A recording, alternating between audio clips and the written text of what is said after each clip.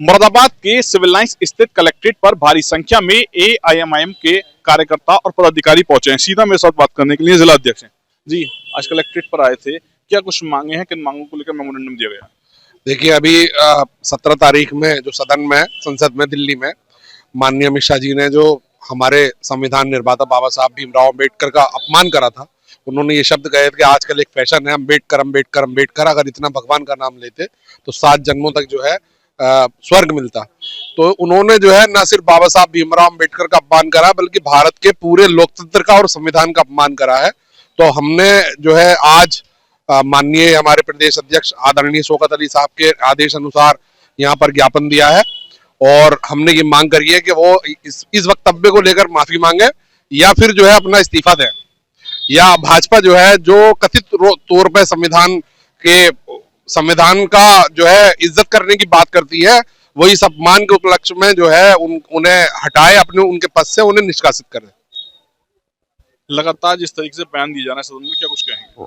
Sir, ये जो बयान दिया है अमित शाह जी ने, ये बहुत ही ठेस है। इससे हम क्या नाम है, इनसे अमित शाह जी से ये कहते हैं कि जो बयानबाजी कर रहे हैं इसकी माफी मांगे या फिर इस्तीफा दें अपने पद से।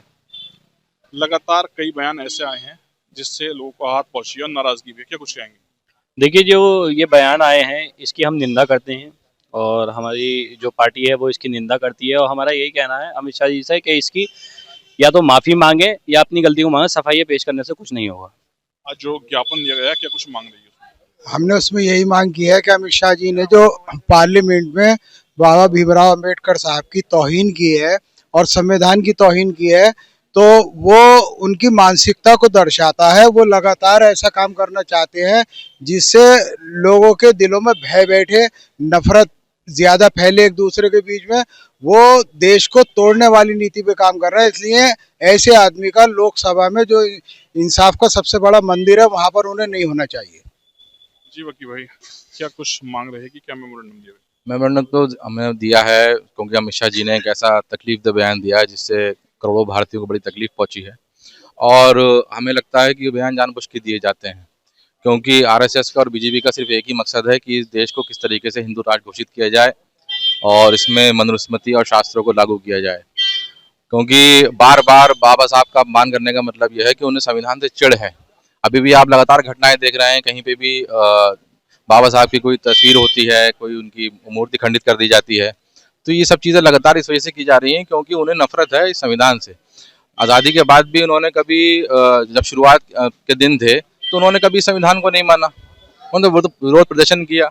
बाबा साहब ने जो इस्तीफा दिया था वो कांग्रेस पार्टी से जब सरकार में मंत्री थे उन्होंने इस्तीफा दिया था, तो वो हिंदू कोड बिल के ऊपर दिया था, तभी लोग विरोध कर रहे थे उस सब चीज़ों का।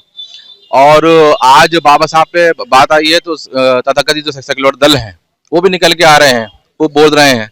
लेकिन जब रहमतुल आलमीन रसूलुल्लाह पैगंबर मोहम्मद पे साहब पर जब बात आई थी तो ये तथाकथित सेक्युलर दल कहाँ थे? सारे के सारों ने अपने मुस्लिम नेताओं पे और अपने नेताओं पे पाबंदी लगा दी थी कि एक लफ्ज नहीं बोलेगा, ना पार्लियामेंट में ना सड़क पर। और बाबा साहब पर अब ये लोग बोल रहे हैं, तो ये सब लोग ड्रामेबाजी कर रहे हैं और इन सब चीज़ों को जनता समझ रही है कि ये लोग किस तरीके से लोगों को बेवकूफ़ बनाने का काम करते हैं। बीजेपी हिंदू राज बनाना चाहती है, ये लोग उसका तथाकथित विरोध कर रहे हैं। जी अतशाम भाई, आज ज्ञापन दिया है, मेमोरेंडम दिया है, क्या कुछ मांग रहेगी?